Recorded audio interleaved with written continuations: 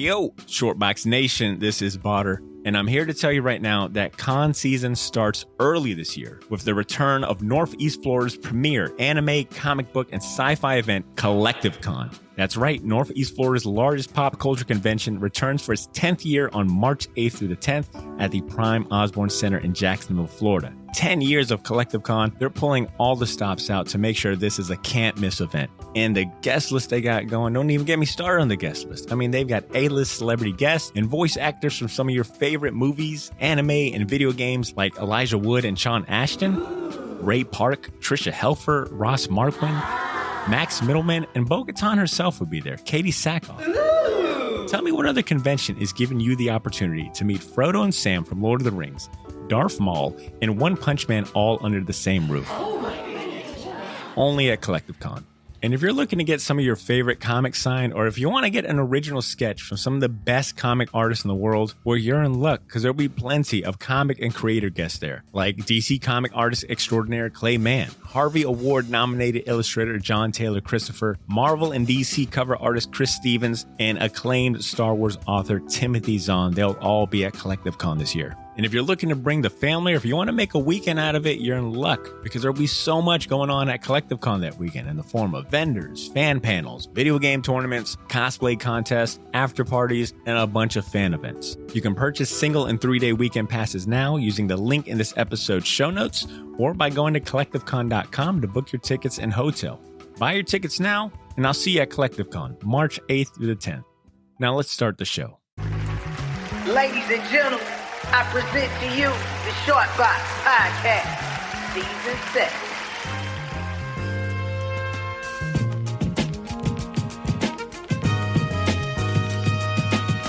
The Short Box Podcast was recorded before a live internet audience.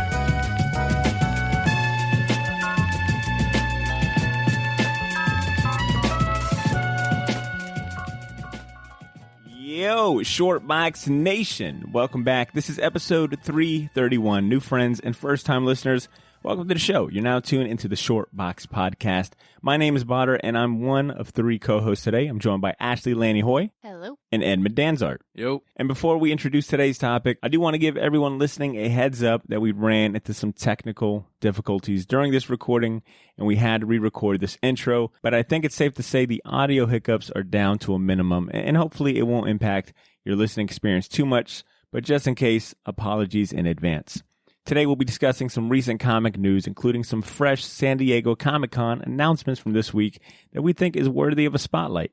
And of course, we'll follow it up with our 2 recurring segments, Fistful of Comics and Champion Season. And the last thing I want to do before we get started is to thank and shout out our Patreon subscribers, the best patrons a podcast could ask for. Because thanks to their input, we'll be covering the OG 1987 run of the Suicide Squad comic series that not necessarily gave us a team we'll see on the big screen next week, but it definitely inspired the franchise and where they pull from to this day. That will drop next Wednesday ahead of the new Suicide Squad movie that drops on Friday. So if you like what we're doing and you want to not only support our content, but have a hand in what we're doing, consider joining our Patreon community. It'd be a big help to us, and you'd enjoy some awesome perks and rewards in exchange. All you got to do is click the link in the show notes to join the rest of the Shortbox Elite. Just like our newest patron, I was going to give a round of applause for Pollo. That is the mystery name that he provided. That is what the email said. The luchador. Yeah. But Pollo has joined the club this morning, so I want to go ahead and welcome Pollo. Thanks for becoming our newest Patreon subscriber. Thank you for your fucking money, as Cesar would say. P-O-L-L-O? No, just P-O-Y-O. P-O-Y-O. Pollo. Yeah, Pollo. I had it right. Yeah, is that chicken in Spanish? It is. Okay. Isn't it a movie? Well, there's that shoe, the mechanical rooster killing machine. Oh, good catch. I don't know if that's There the we reference. go. I don't know. Spanish is... It's really hard. I'm going to be dropping that.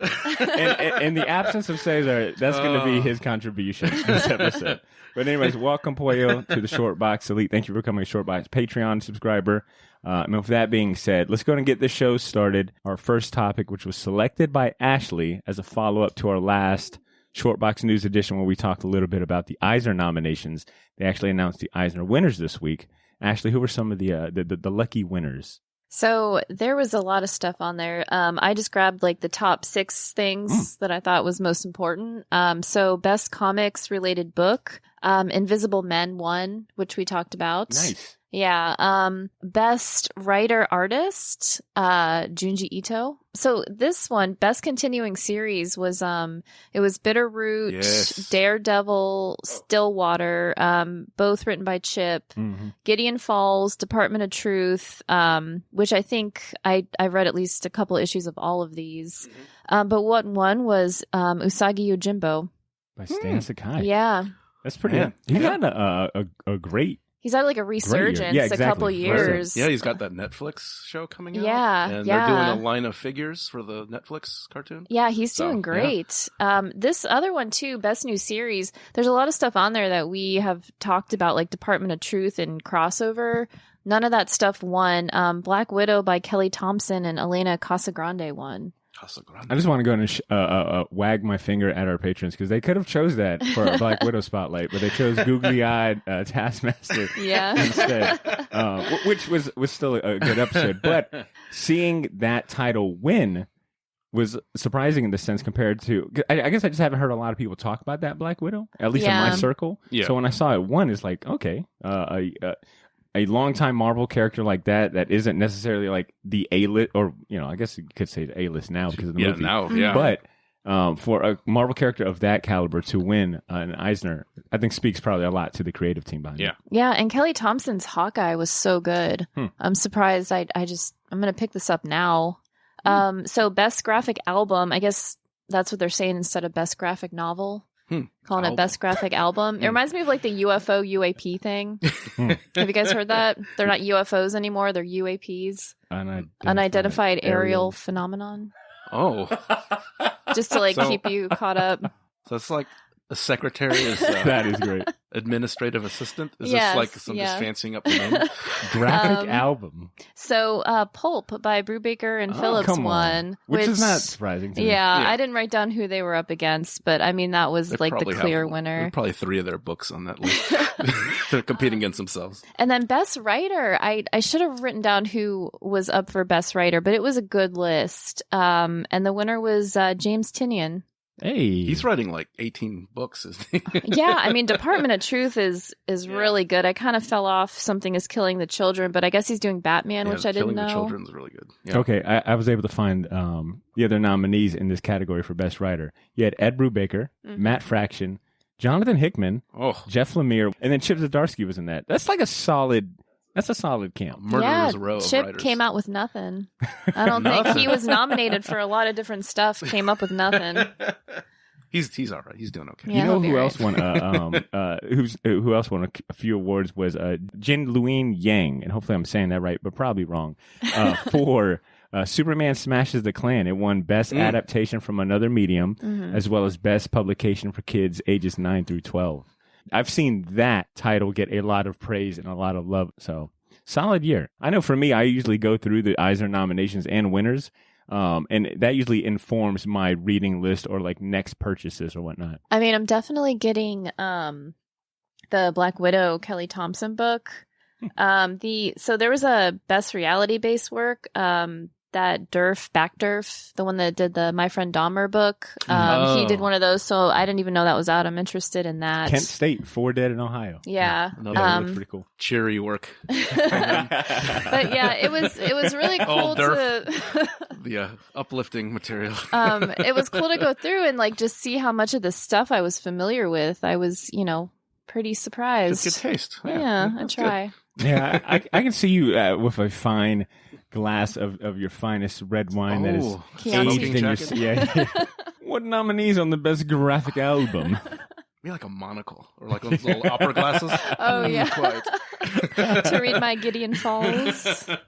Good stuff. Thank you, Ashley. And like we said, I would recommend anyone that's looking for something new or maybe outside of your normal taste and genre to check out that full list because it is a rather pretty long list of nominees and categories and winners. I'll follow up from Ashley's news, kind of staying on the topic of San Diego Comic-Con and whatnot. Mondo announced during San Diego Comic-Con that they are recreating they're releasing this Wolverine meme figure based on the very popular scene from X-Men animated series where he's laying in bed, pining, longing over Jean Grey with a photo. You know, the famous meme that we've all seen where he's laying in bed holding a photo. And a lot of people will Photoshop a different photo within the photo.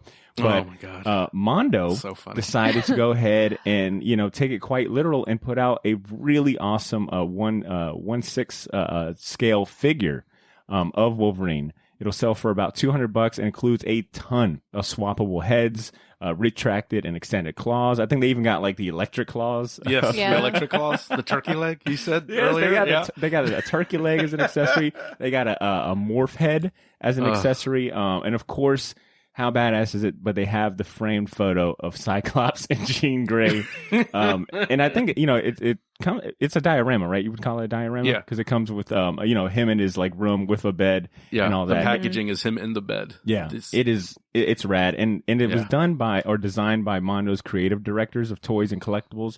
But they were really excited, like they were very aware. Hey, we know how popular the meme is, and we figured, you know, we're going to do more X-Men. I think they're going to be doing a lot more X-Men animated series. There's a Magneto series, Yes. or a Magneto that looks that really one cool. also had a morph head. Yeah, I'm like, is that's this going to be the running That's joke? the running joke. Yeah, These guys are brilliant. yeah, exactly. Plus, and unfortunately, sold out. I checked Dude. last night. Sold out. $200 a pop for this figure. Oh my God. Drew also is a walking sound bump machine. I don't know if you guys heard the Loki episode we put out last week as a bonus, but it was chock full of sound bites. But jokes aside, Mondo is one of those brands where when you see their name attached to something, it's like that's going to be quality, and it's aimed at collectors, and it normally sells out. Like, I'm surprised that Wolverine was up longer than it was. I think that price tag might have scared a few folks off, but I think the serious fans came in and swooped up behind it. But I feel confident in saying Mondo really dominated the San Diego Comic-Con news this week. Yeah, they had this kind of like Marvel Mania series, so they had this really cool Fin Fang Foom Tiki mugs, which were pretty hilarious. They got stuff from Mortal Kombat, Halo. I mean, Godzilla like soft vinyls. There's a Star Wars Phantom Menace The Apprentice print. That's got, it's just a Darth Maul, but excellent. Yeah, there's that poster. Miles Morales poster and like a couple of Spider-Man. They take, you know, stuff we love, but give it like kind of a extra classy. Cool factor. Yes, to it, you know? yeah. Well said. And like I said, they do pins, and like I said, most of the stuff has been selling out. All these exclusives, and it's strange because the San Diego Comic-Con is very like merch heavy, like very like a lot of collectible like action figures and toys more than anything. That's most of the things I looked up. It's all figures and toys and collectibles. Yeah, I was gonna say, you know, I was looking for, you know, new comic news or headlines out of San Diego Comic-Con. It was very slim pickings. Ed, you had brought this up before we hit record, but this is like what, year 2 or 3 that Marvel and DC haven't really been involved much with San Diego Comic-Con. Marvel's at least the last couple, but DC, this is their 3rd year opting out. There was a panel, but as far as Warner Brothers stepping in, I mean, like, I'm not really counting like the creative panels, because I know Marvel, they had an X-Men panel, and then there was a DC panel, I think, with Batman related stuff I didn't look at. But yeah, DC, this is their 3rd year, and this is pre-pandemic, you know, them dropping out. And you've been seeing the last few years with these big companies, you know, like with Disney's Investor Day, you know, and the what was it called? The Dome, Fan Dome. Yeah, DC Fan Dome. And they're bringing that back this year in October. So it's like, what is San Diego going to be? Or like once we start getting into, you know, there's a lot of people thinking, okay, once everybody there, it's going to be an actual physical event. It's just going to be back to normal. But do you think it's going to be back to normal? Or do you think everyone's going to kind of, hey, we've got this over here. We've got our own thing. DC has their own thing. Now can all these other companies kind of fill in that gap? Is it going to be the same? Is Hall H going to be the same like it used to be? Is it going to be all the A-list celebrities, movies? Is it going to actually go back to comics?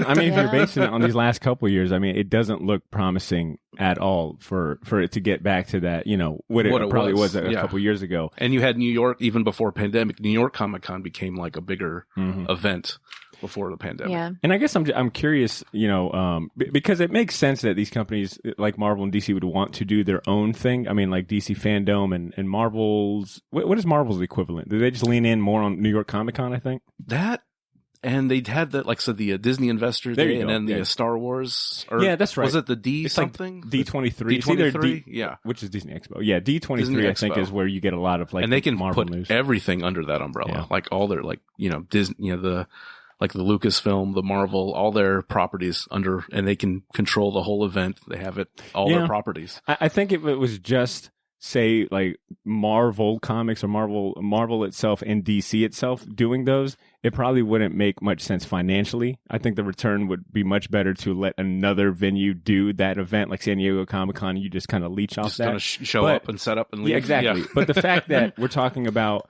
Warner Brothers is hosting, or is in charge of DC Fandom, and you got like Disney, taking care of D23 and rolling up Marvel. It's like, well, it doesn't matter if it's like these companies have money. So, it makes sense for them they could foot the bill and not be hurt and still like not only just talk about the comics, but also the movies. I think it pans out well for them versus San Diego Comic-Con where I think you've got to just hope that these pick up your story of coming out versus, DC Fandom is only about DC.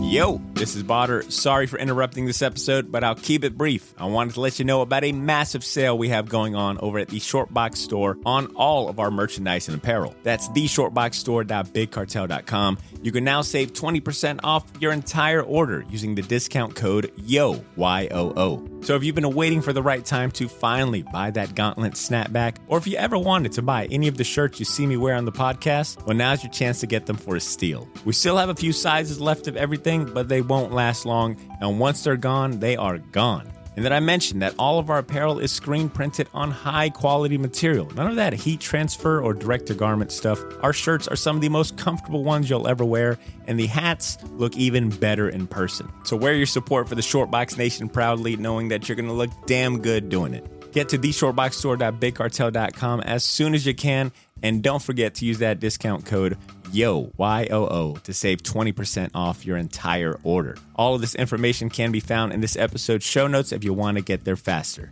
Thanks for not pressing fast forward. Now back to the show.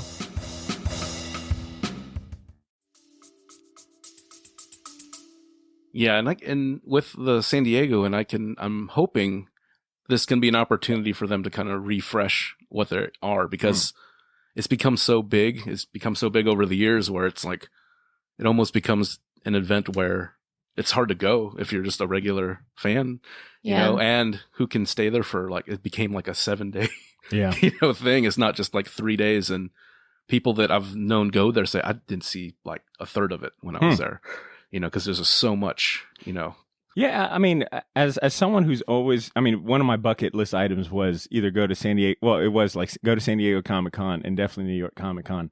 It does. I'm a little disappointed that I won't be able to maybe potentially have like that San Diego Comic-Con experience. Yeah. But I think as a fan, it'll be cool it's kind of cool knowing that you'll always have like these, maybe not these moments or these events at that caliber, but pretty damn decent size, events throughout sprinkled throughout the year. Rather than trying to like catch up with everything in one go. Because I will say during San Diego Comic-Con, I can't say how much stuff like slips through the cracks for me as far as trying to keep up. It's like, oh damn, I didn't even know that announcement came out because this thing overshadowed it and this overshadowed overwhelming, it. So I think it makes sense for a lot of these, especially publishers, to just let their parent, to just kind of piggyback off their parent company's big event. But to your point, it will be cool to see if Mondo being very prevalent this year is a sign of things to come. I wonder what other, whether it be toy companies or collectible companies, start like filling in that void that without Marvel and DC. Todd's coming. He's like waiting. Todd's coming. You know what? Yeah. Well, I haven't seen much news out of Image neither. What is it? Does Image have their own thing?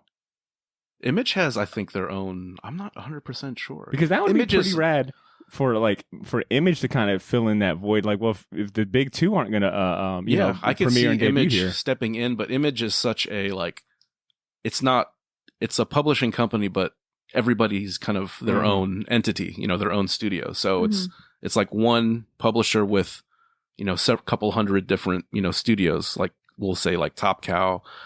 I guess Wildstorm back in the day would have been, it's split up like that. So it's not like everybody's in the same. It's not like set up like a Marvel or DC, so it might be hard to get all those people together on the same page. Plus, a lot of those people who are doing things for Image work for the big two. So are they going to let them? I see. What I'm saying? It's like it's a little trickier, but I could see Todd in the Spawn. He's trying to really build up that Spawn universe and all his toys and things like that. I could see him stepping in and having a really big footprint there. I think if San Diego Con doesn't go back to in-person events next year, I think the longer they have to keep doing these at-home ones, I think the more it'll probably solidify that, some of the big publishers and these bigger companies will go out do their own thing. Because I won't lie, I did not see San Diego Comic-Con trending nearly as much as it normally has in the past. Yeah, it's kind of been like, if I've had to actively go look for some of these headlines and things like that, which, like I said, was kind of slim pickings outside of the Mondo merch stuff. And then Ed, I think you mentioned a few trailers came out of this weekend. Yeah, as well. There was a handful of trailers. The ones that kind of interested me is, like I said, the Stephen Amell stars series Heels, where it's kind of like a small town promotion. So I guess it's kind of where Glow got canceled. It's kind of taking the reins of that kind of small. That's cool, but set in current day. And I did see the headline for that for Stephen Amell. Yeah, like, I think it's because he's wrestled matches. That's right. Yeah. You know what? He's friends with Cody That's Rhodes. That's right. I think I was leaning more into something about him being the star of Arrow, which aired on CW. I was like, that transition to him like being a wrestler. I mean, he's already he's proven he can get in shape for it. He's that, and he's done live matches. He's done a couple of live matches, and the show looks really good. It's filmed really well done, and there's I'm not sure who's involved as far as like wrestlers and stunt people, but a lot of the actors are going to be doing their own. They're actually being trained to do the stunts and the wrestling. So it looks good. It looks, like a fun wrestling drama that's kind of fill the void where Glow, they just basically canceled Glow during the pandemic. So that one looks interesting. It's on Stars though, so I don't know how I'm going to watch it. I'm not getting Stars for that.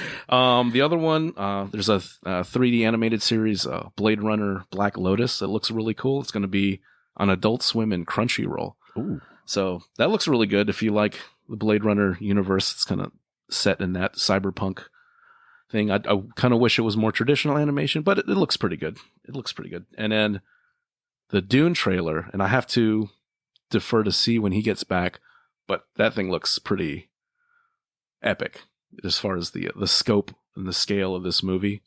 And like I said, I haven't read it. I've read about it, but I've never read the books. But like I said, that movie looks like it's going to be pretty incredible if they get it right. Yeah, that trailer was it's like double size. God, yeah.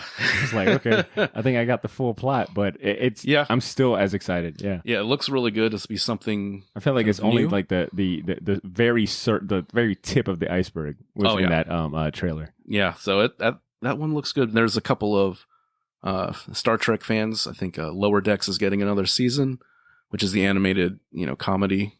I think on the Paramount Network. Is that whatever it's called? Mm-hmm. And they're doing another CGI kind of kids one, but that one looked kind of meh. But yeah, there was a handful of trailers, some horror stuff from Shudder.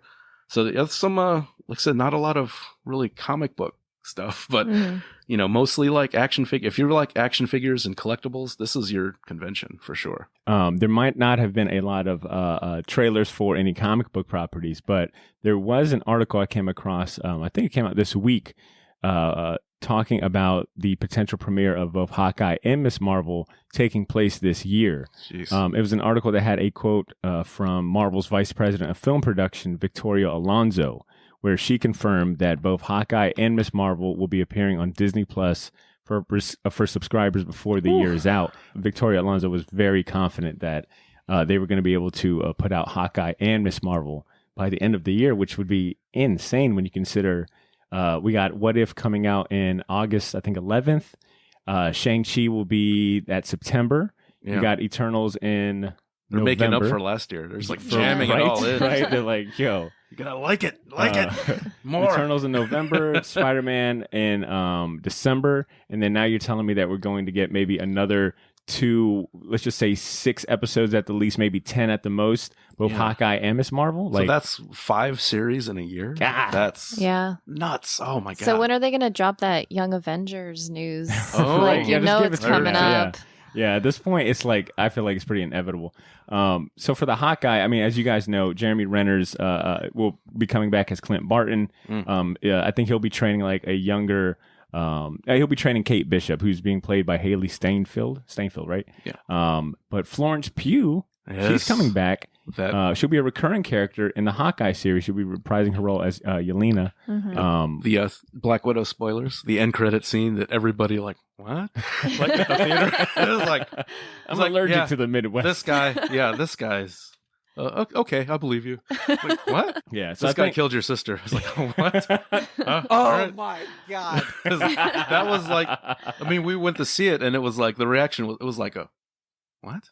Everyone's like, huh? It wasn't exactly Thor's hammer in Iron Man. It wasn't not that kind of reaction. So it sounds like the Hawkeye show will pick up from that plot point as well as introduce yet another member of the Young Avengers team. And then Miss Marvel, will serve as the debut of Kamala Khan, being played by Iman Vellani. Hopefully I'm saying that one right. But for the most part, I think that one just kind of strengthened the ties between Disney Plus and all the Captain Marvel movies. So we'll see if that actually comes to fruition. Like I said, this is just a quote from the vice president of film production, where she's saying that, that will happen, but I haven't seen any other news to confirm that or any, material rollout, trailer, teasers, whatever it may be to confirm that.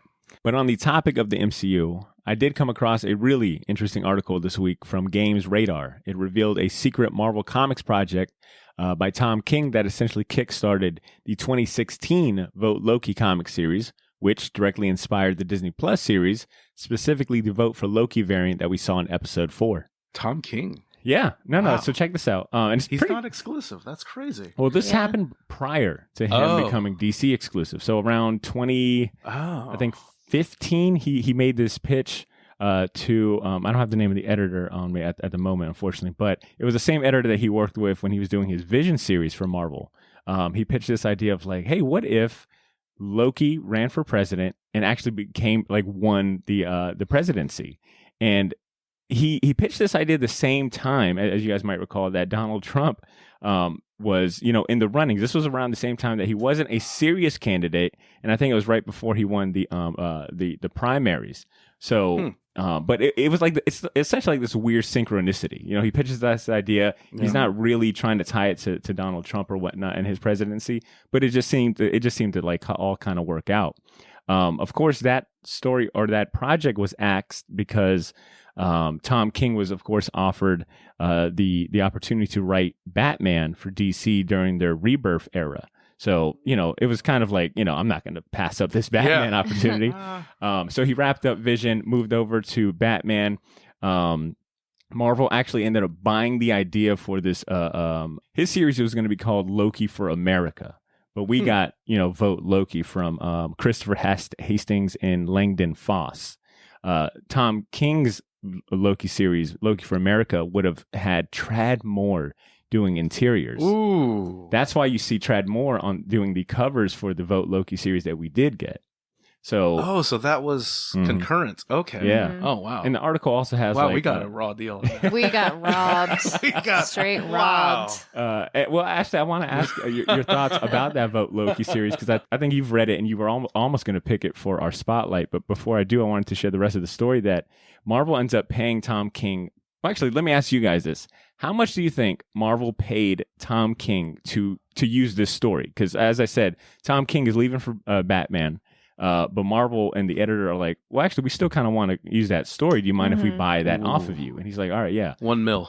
Okay, $1 million. What? I'm just going to say absolutely not. It's way lower. I was if you going to wanna- say like $5,000. $5,000. Okay, come on. It was an idea. 5,000. It wasn't even a It's somewhere script. between $1 million And 5,000. Let me add a little more context because Tom King at this time is not Tom King superstar writer that we all know, right? Yeah. So this is That's pre pre-DC Batman. Okay, 100 grand. This is around, I think the only series he's had at this point of note that we all kind of were like looking for was, what was that Green Lantern run that he had? Omega Men. Omega Men. Oh, that was good. Was really yeah. good, but I Yeah. think it was canceled, before like it could really go off. So Uh-huh. we That had was that Omega Men. DCU, like, that short-lived imprint. Yeah. Yeah. So we got Omega Man. Omega and Man was he's really writing Marvel's Vision series at the time, and this is all he's got. So Mhm. I ask again, what do you think Marvel paid to keep this idea of that turned into Vote Loki? 100K. I say anything under $5,000 goes to me. Anything over goes to Ed. Deal. That's good. That's All fair. right. I like that. I like that. The correct answer is an embarrassingly $300. What? Oh my wow. God. That is a Everybody Tom got King. robbed. Yeah. So I'm they. going back to like 90s Image where they were paying like Alan Moore $1 million to write Well, Tom Yeah. King. Supreme, you know. He said in the article that I want to say it was either the same amount or even less than he was making working as a Marvel intern. So it was God. pretty funny. Another fun fact: guess who almost wrote Vote Loki before who's the series writer? Chris Hastings. Before Chris Hastings landed the job for Vote Loki, guess who almost was runner up to write that series? Is it someone we like? Someone that you really like. If it's Chip Zdarsky, I'm It going to was flip almost this Chip table. Zdarsky. Are you Whoa, kidding you me? got double So robbed. I lost out on a Tom King Loki triple and a dip. Chip Zdarsky Loki. And it tried more interiors too. Oh, Yeah. God. I need That's- something to throw against the wall. Yeah. This article is like really fun to read. This is the type of like, stories I like to come across and find out. I mean, granted, I don't, feel good about reading, writer getting jerked, but it was like, damn, what could have been? What if? Yeah. What if, my friend? As, especially you working in like the creative field, that's not terribly surprising. It's still very insulting, but it's like No, I can kind of see that. Yeah. That's as shitty as it is. I remember the Mary Grand Prix who did the Harry Potter book covers. Yeah. Was one of my college professors, and she said What the we hell? don't. She said we don't talk about Harry Potter in this class because Wow. they Holy signed shit. her. I guess there were 8 books in the series. Yeah. She signed a contract painted for covers? all 8 books for the Okay. same price for book 1, where nobody knew what this thing was. They were paying her the same thing for book number 8, where So it was she didn't selling millions of copies. So she got not a penny more.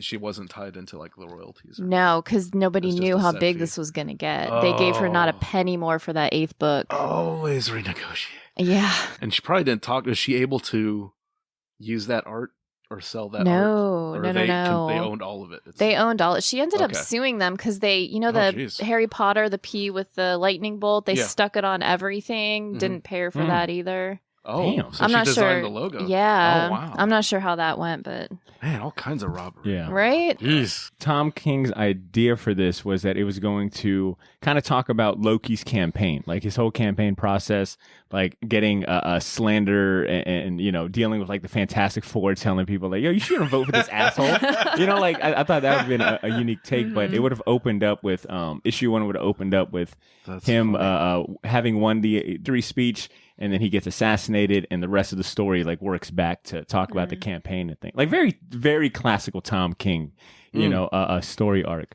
But he did end up, now granted, of course that idea got scrapped, but he did end up reusing that idea of a political assassination in his current DC Rorschach run. Of course, in a like different setting and Yeah. whatnot.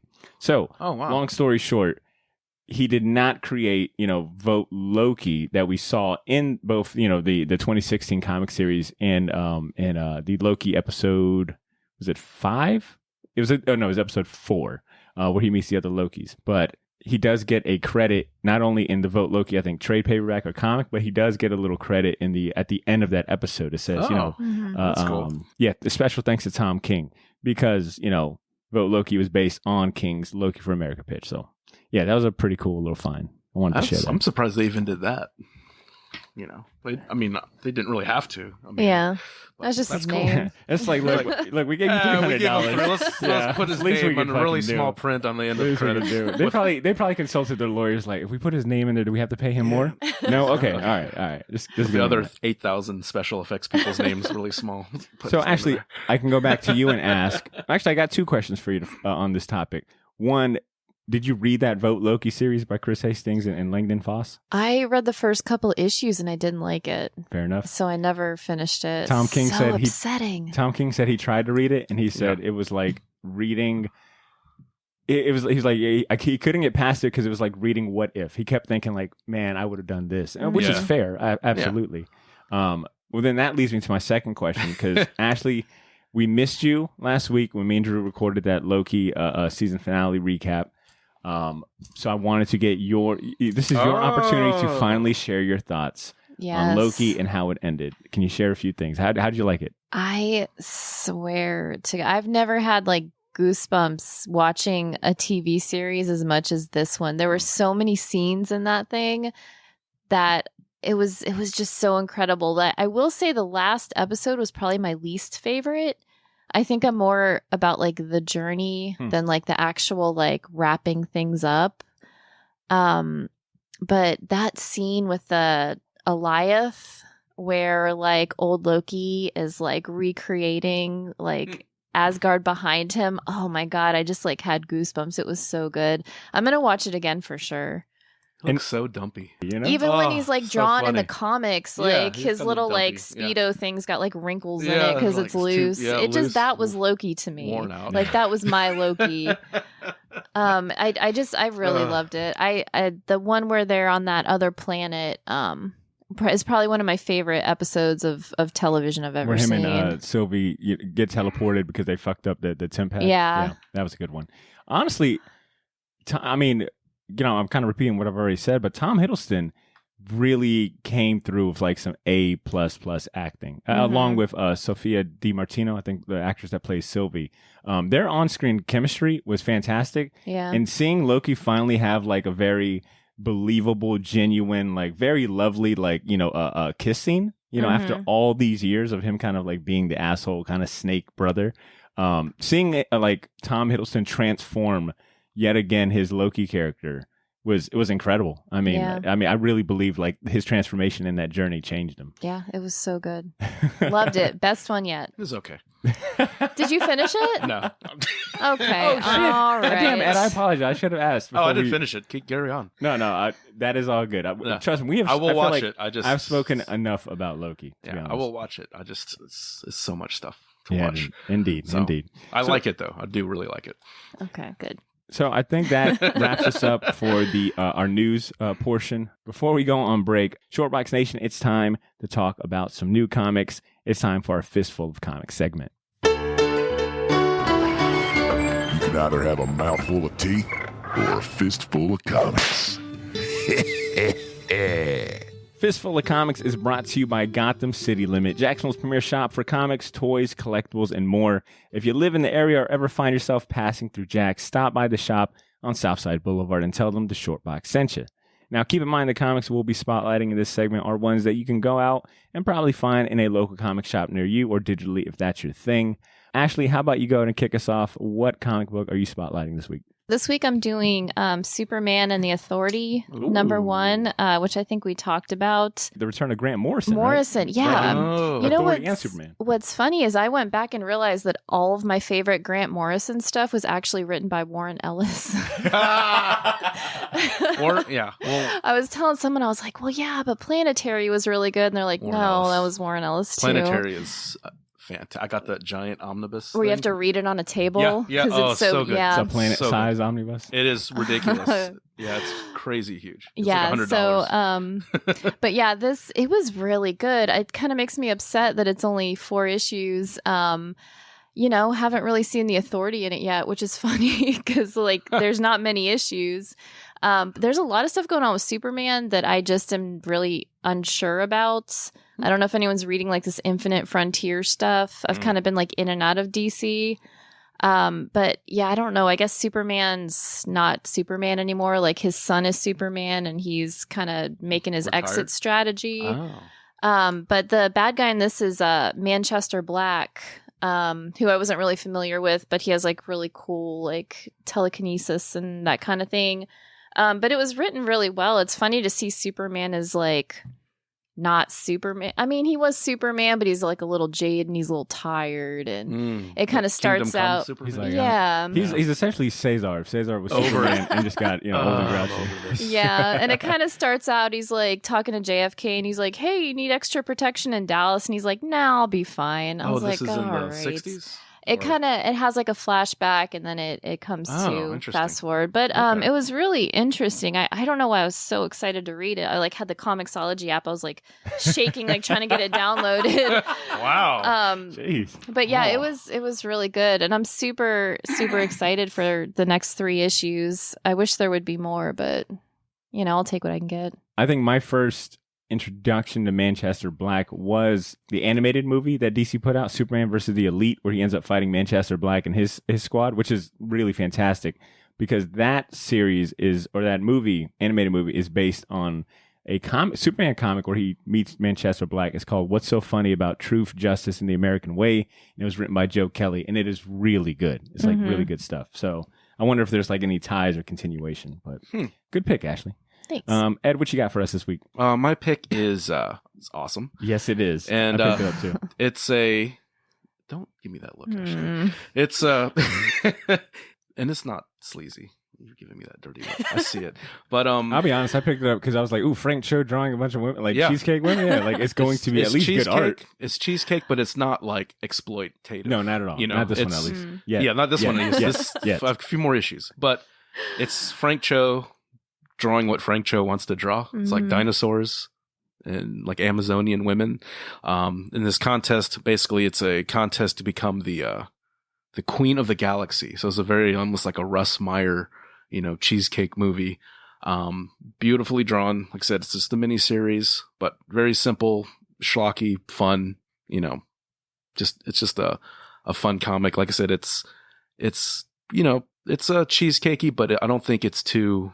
It's not graphic, I should say. It's not like, too, I wasn't embarrassed reading. It's not like some like manga stuff. It's like, oh God. You weren't like hiding it on the bottom of your I wasn't stack. hiding it in like the Wall Street Journal. Just like, oh, I'm smart. I know to Ed's point, he's drawing, like very strong, sexy women. Yeah. And they're wearing fucking dinosaurs too. Yeah, so they're if you beating like up his dinosaurs. Shauna She-Devil the series. She-Devil series, it's like they're in this first leg of this contest is in this kind of savage land type planet where they're running from dinosaurs and things. It's just it's just cool to see, like, when an artist gets the chance, it's like, do what you want. It's like, sweet. Hot ladies and dinosaurs, for 5 issues, or who knows what the next genre he's going to put into this series. But it's a fun book, easy to read, beautifully drawn book. And to your point, as far as like an artist being able to do what he wants, especially Frank Cho doing what he wants in this, I think I think a lot of it has to do with the fact that it's being published by AWA Comics, which is a relatively new publisher on the scene, started by Alex Alonso, former editor-in-chief at Marvel. There's a lot of comic creators that I think have started making the move to AWA. I also like the Garth Ennis, Marjorie Finnegan temporal criminal, time traveling thief, Story. AWA's got Colin Bunn on their roster. Yeah, they got a good Clark Andrews, roster. Peter Milligan, J. Michael Straczynski's got his own comic book through AWA with Mike Choi. Damn, that's kind of cool. Or I'll go ahead and spotlight X-Men #1, mainly because I think out of all the comic book news I saw out of San Diego Comic-Con, there was a X-Men panel where they were talking about, with some of the writers and artists and creators, talking about like these next couple of X-Men story arcs, the Trial of Magneto and Inferno, are really going to shake things up.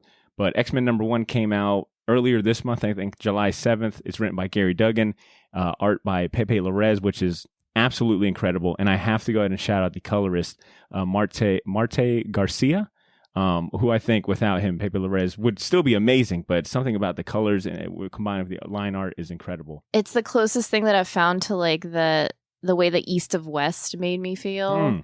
I love this book, and I was never like, I liked X-Men in high school, never really followed it, but it's been a lot of fun. To your point, I can't recall the last time I was buying X-Men on a monthly basis, but this whole Dawn of X, umbrella has been great. And it being an X-Men #1, you can easily jump in and get caught up really easy. And it's Gary Duggan writing it, so I know that he's pretty much like Hickman's right-hand man when it comes to X-Men. So, and my pick just about brings us to the end of this segment. The last thing to do is share Ben's top 3 new comic picks coming out next month that you can pre-order right now before the final order cutoff date of August 2nd. So consider this an early heads up into some of the most anticipated comics coming out from a very trusted source like Ben Kingsbury. He's the owner of Jacksonville's premier comic shop, Gotham City Limit. So the first one on this list is Superman 78 #1. It's written by Robert Venditti and art by Wilfredo Torres. The art looks fantastic as far as the previews that I've seen, but it's much like Batman 89. This new 5-part series will tell a brand new Superman adventure set in the world of the beloved film.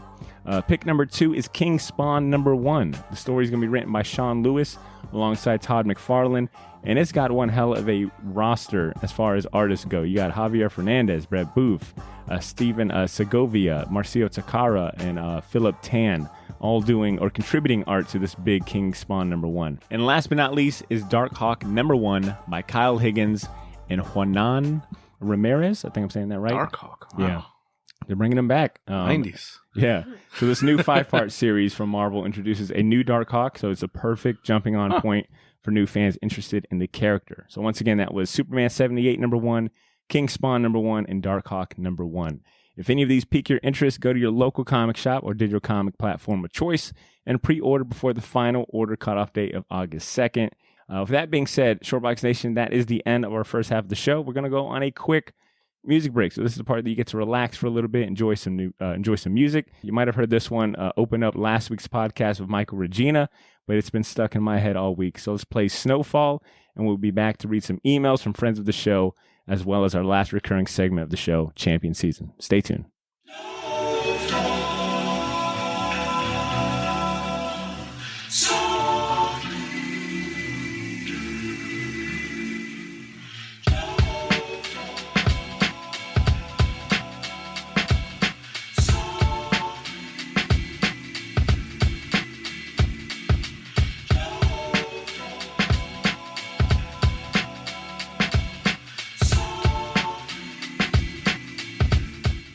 Yo, Shortbox Nation, we are back once again. That was music by KLA, now going by Alan Fresh, of course, but that was called Snowfall. If you enjoy that music, I've got links to where you can listen to more and support in the show notes.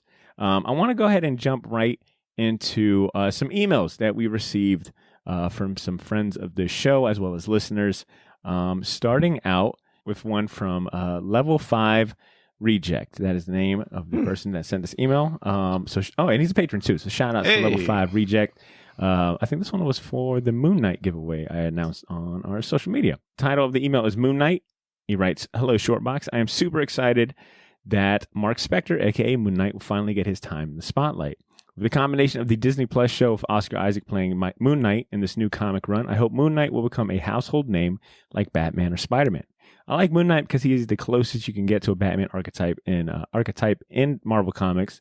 Both are fairly wealthy and use their wealth to fund the gadgets, tech, and weapons they use to fight crime. They both use a symbol to strike fear and further mission of justice. Both are experts in hand-to-hand combat and weapons training. The points where they diverge greatly are that Moon Knight did have superpowers based on the phases of the moon, and I feel Moon Knight may be a little more unhinged than Bruce Wayne. Thanks again for reading. I can't wait to hear your take. Keep up the good work." Yes, you could say that. And didn't you bring up, you brought up Oscar Isaac actually earlier today, right? Like, weren't they asking, wasn't he doing like some press? Yeah, he's doing he's attached to a comic book called Head Wounds Sparrow. It's basically from what I read, just like a cop drama with angels and devils and things. I don't know, but he's attached to that. And is it when you say attached, is it just his likeness, or is he actually involved in writing or some capacity, creative capacity? Oh, I got the quote for that. Let's see. He says it's two of his friends, so Robert Johnson and John Alvey, who are, I guess they came up with the characters, and he's giving them quote notes on art and writing. So he's just putting his name and face in it. Yeah, for sure. That's about it. But yeah, it'd be cool if you did that. It was part of the one of the, I guess, an interview with him, and people, because Moon Knight, people are excited about that, so they're trying to get him, because he was basically being interviewed on the set of Moon Knight. So they're recording now, and it's going to be 6 episodes. That's about all he said. But he said, because it was such a clickbait article, it's like, oh, 6 Oscar interesting facts about Oscar Isaac and Moon Knight you didn't know. Not like that, but it's like Oscar Isaac talks Moon Knight, and it's like you didn't say shit about Moon Knight. He said no, it's gonna be a wild show. Thanks, Oscar. That's all he said, and it was 6 episodes, and he's filming now. So, and then they kind of talked about this comic instead. But Moon Knight fans will be coming out of the woodworks too. Oh yeah, I think so. Because I still like that Warren Ellis run from a few years ago. Is that the one where David Finch was doing the art for the first few? I think so. No, not David Finch. No, Moon Knight has had some great runs. I mean, Yeah. period. Not only, I think, to me, I really enjoyed that David Finch run from the early 2000s. But I mean, even the current stuff from like Jeff Lemire, Warren Ellis. Yeah. And I feel like I'm always missing a name. There was there was like 3, whatever one had Greg Smallwood, I think, doing the art. That might have been Jeff Lemire. But there's been like some recent good Moon Knight runs that I can't wait to kind of get caught up on myself. Yeah. Because I had actually started reading on the Marvel Unlimited app. I started reading the OG run. And I'm like, this is a wild fucking story. Oh, yeah. Moon Knight's origin is fucking crazy. So, he's like a mercenary in Egypt. And it's bonkers. But it makes me excited to see how Oscar Isaac does it. Because I think he's got the charisma and acting chops to portray like this kind of very unhinged multi-personality. And Level 5 Reject, because you were the first person to email about Moon Knight, I've got a copy of the Tyler Kirkham Moon Knight variant for Gotham City Limit for you. I'll email you and follow up asking for your address. Speaking about Moon Knight and that giveaway, we did receive another email from a Stuart Pace Jr. Titled Moon Knight Giveaway. How can anyone not like someone crazier than Deadpool? 3 personalities. On top of that, doing his thing with Batman's type of money. Plus, Scotty Young's 2014 cover Slade. Wish I had that one too. And you know what? I'm feeling generous because I did reach out to Ben and he was interested in giving away a couple more of those Moon Knight variants. What? So Stuart, no way. I'm gonna go ahead and guess what's going on here? We got you a Moon Knight variant too. 2? I feel like Nice. Oprah. Oh my You get a Moon Knight variant. Can I reach under the couch? Is it going to be one for me? Oh. And I got you if you want one. I got you. Got a half-eaten candy bar. So Stuart and Level 5 Reject. Wow. Shout outs to you guys. Thank you for submitting your Moon Knight emails. I'll reach out to follow up. But yeah, and if anyone's interested in getting one of those Tyler Kirkham Moon Knight variants, which we talked a good bit about when I interviewed Tyler Kirkham 2 or 3 weeks ago, check out the show notes. I've got a link to be able to buy a variant directly from Gotham City Limit. So check that out. And I think that's all I had for emails. But I did receive another entry for the Scotty Young Marvel tattoo giveaway that we're doing with Black Hive. Tommy Hazelwood, who's a longtime listener and a good friend of the show, he sent a screenshot of his podcast review, and I wanted to share it with you guys because I was like, damn, a listener who really understands us broke us down fairly well. And I just want to go ahead and read this real quick. Or he wrote in his review, what can I say about the Short Box? I discovered the pod around 8 years ago. It is a perfect show for someone who is new to comics or just loves learning the different aspects of the medium. Now about the crew, which is my favorite part. Botter may not be able to pronounce names, but he has come along in his interview skills, now able to talk to some big names in the industry or the underground scene. Ed knows his artist and knowledge of methods and is spot on giving shade to Botter. Hey, right. Which I thought was on point, right? Ashley is the queen of the pod, quiet in the background, but can still deliver with the boys and willing to admit that she can throw some names around like they are in her Rolodex. Which, I mean, you just mentioned that the fucking artist for all the Harry Potter covers was your professor. I think, Ashley, big deal. You don't even try. It just shows itself. And then last but not least, he wrote about Cesar. Cesar is a man of many voices, the geezer, old soul of infinite knowledge, and the one who can give and take shit.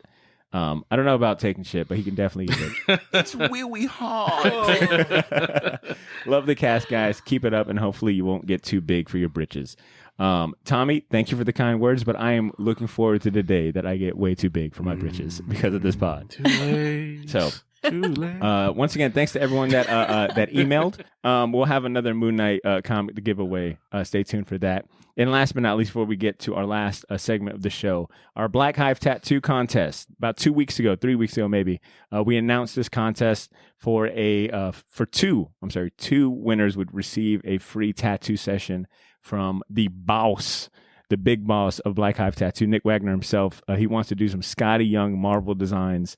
We announced that contest about 3 weeks ago. We'll announce the winners next episode. So if you haven't already done your submission for this contest, if you're interested in getting a tattoo from Nick Wagner for a Scotty Young Marvel design, click the link in the show notes. It'll take you to a Facebook page or a Facebook post with all of the rules. So look into that before we announce the winners next week. And with all that being shared, it's time to wrap up this episode with our last recurring segment, that is Champion Season.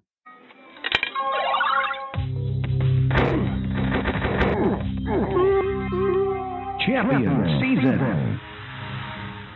That's right. That is a new bump produced by our man, Cesar. Awesome new bump.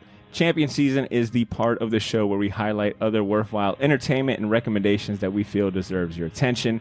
These could be much more than comics, but include our movie picks, TV series, books, or video games, and honestly, anything else that we're hyped about. This segment is brought to you by Black Hive Tattoo, Jacksonville's premier appointment-only custom tattoo studio. If you're searching for a group of talented artists who will work with you to bring your comic culture ideas to life, look no further. Go to blackhive-tattoo.com and sign up for their newsletter to find out when they're taking new project requests.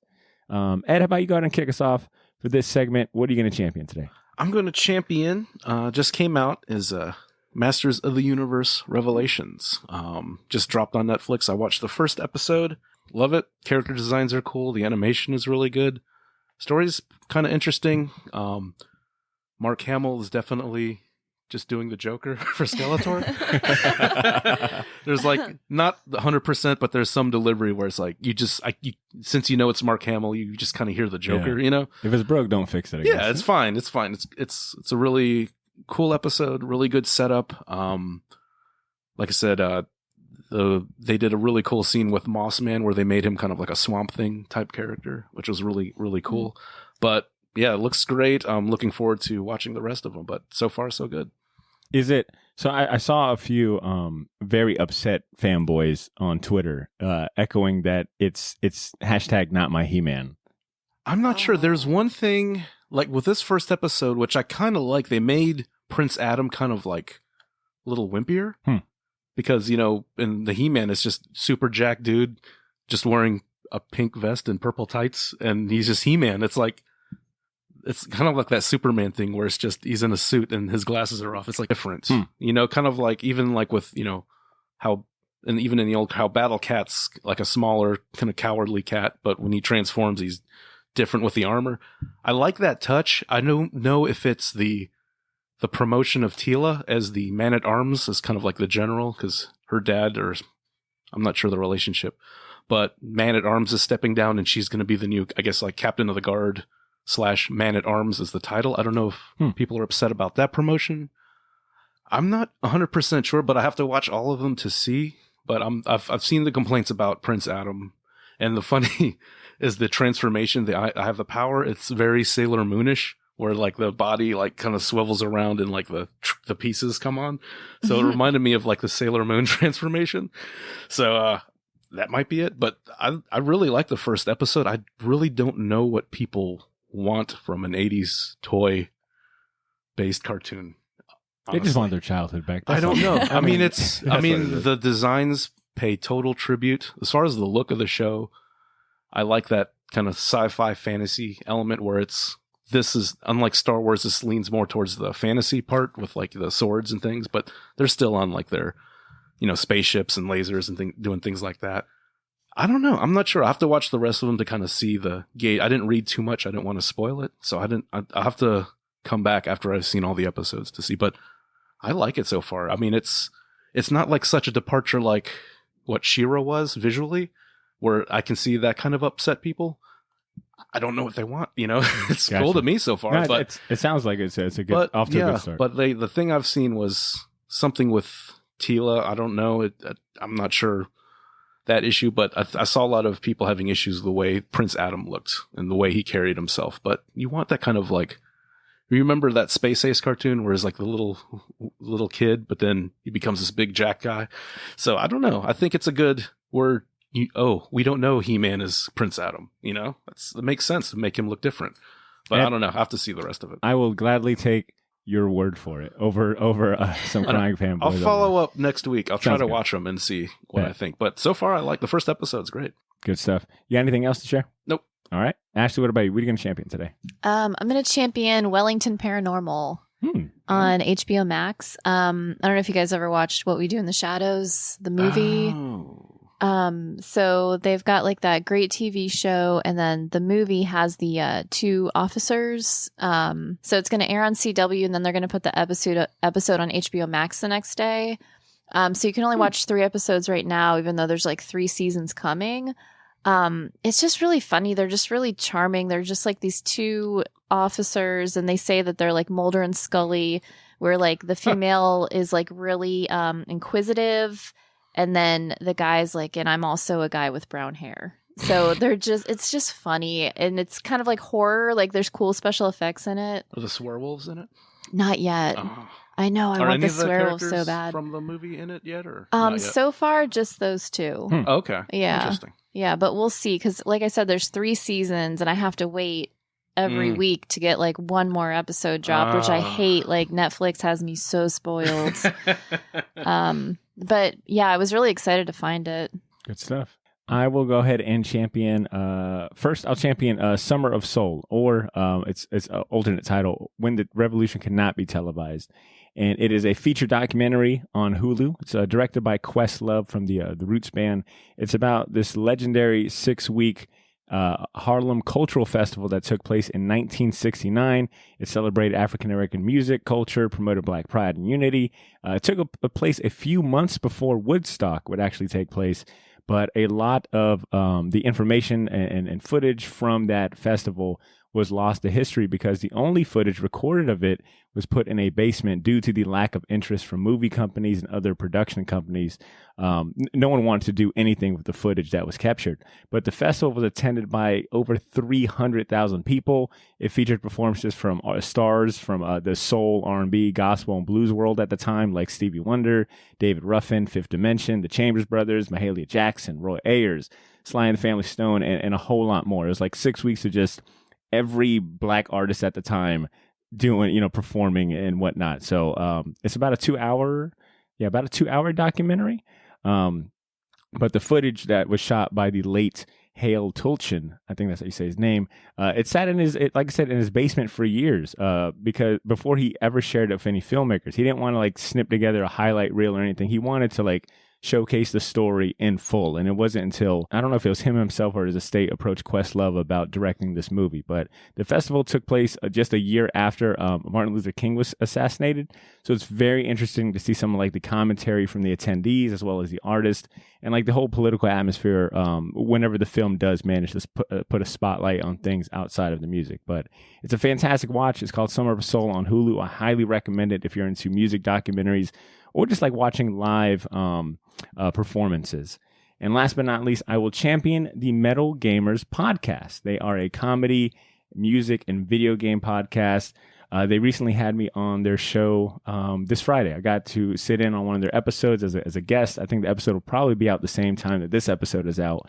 But talk about a really fun crew. I mean, it was their host, Kyle, Michael, Micah, and then Joe were there. I think their fifth normal co-host Josh wasn't there, but it was a great conversation. They talk about video games, they talk about comedy as well as music. If you're into metal or hardcore rock or whatever it may be, I highly recommend it. They're also a local Jacksonville podcast, so I got to show some love to the hometown. So yeah, if you enjoy our kind of brand of comedy and banter, I think it's a seamless transition to the Metal Gamers podcast. Shout out to them for having me on the show and just give me a great experience. With that being said, we're going to go ahead and close out Champion Season by sharing a pick from our sponsor over at Black Hive Tattoo. So let's hear what they've got to champion this week. Hey guys, it's Nick Wagner from Black Hive Tattoo again with my Champion Season pick. This is a little out of the left field. It's an artist I found on Instagram named Alejandro Mirabal. At the time, I followed his link to his Indiegogo, found a comic he was doing called Long Harbor. It's since been funded, but apparently it's still available for order and pre-order on iconiccomics.com. I just got it in though. It's a maritime horror comic. inspired by the works of H.P. Lovecraft and John Carpenter's The Thing. Its influences are really obvious, but it's pretty damn cool. It's creepy, really spare art style, but the character drawings are good and the monster drawings are amazing. So if you like that kind of stuff, I'd definitely give it a check out at iconiccomics.com. And the name of the comic again is Long Harbor. Have a good one. All right. Big shout outs to Nick for submitting this week's champion pick on behalf of Black Hive Tattoo. You know who would have really enjoyed that comic book? Cesar. The art looks amazing. I just looked it up. The art is incredible. Oh, let me see. If you're giving that thumbs up, I know it's legit. Holy shit. It's really I nice. This was like, you were showing me like an anime still. Yeah. Dang, that's clean. That is super clean. I know. I think I'm going to get it. I mean, I shouldn't be surprised. I mean, we're talking like, Nick Wagner, a tattoo extraordinaire. His comic picks are going to have really good art. So once again, shout out to Nick Wagner. And that honestly brings us to the end of our champion season, which is the end of our show. Ashley, Ed, do you guys have any plugs, anything you want to mention before I sign us off? AshleyLaney.com, my website. That's about it. Taking commissions? You taking commissions? It's it's going to take you a long time to get it, but yeah, I'll take some. And then I have some work for Harry Potter, my Etsy shop with my one item, the Hound sticker. Oh, Still do. I sell like 2 a week. I thought, hey, that's legit. Consistent. Yeah, I thought that got consistent. Indeed. It did on Society 6. Oh, okay. But yeah. Okay. Ed, what about you, man? Taking commissions? Anything you want to plug? Oh, I'm still behind, but message me if it's interesting. I will definitely look into it. But Edbot5000, I'm most active on Instagram, so follow me there. Good stuff. And to keep it easy for you guys, if you just want to click check out the links in the show notes. I got a link to Ashley and Ed's store. So keep it easy on yourselves. And there you have it, Shortbox Nation. We're now at the end of our episode. Thank you guys so much for hanging out with us. Like I always say, let's keep the conversation going. Let us know what you thought about this episode, or tell us what your favorite announcement to come out of San Diego Comic-Con was. Maybe we missed some. Let us know. Feel free to reach out to us on social media or send us a short email with your thoughts and reactions. Hit up our inbox at theshortboxjacks@gmail.com. And make sure you're subscribed to the show on your favorite podcast app, because next week we'll be back to shine a spotlight on the OG 1987 run of Suicide Squad. That'll be in celebration of the forthcoming sequel movie coming out the same week. But if that's too long for you to wait, consider joining our Patreon community and enjoy some bonus shows that we have for you. We've got our spin-off podcast all about classic comic book cartoons called Pilot's License. We just dropped the Gargoyles episode this month, and we've got our Justice League Unlimited episode dropping in a couple weeks. There's a link in the show notes for those of you interested. In the meantime, Shortbox Nation, take care of yourselves, have a great week, and please continue to make mine and yours Shortbox. Peace.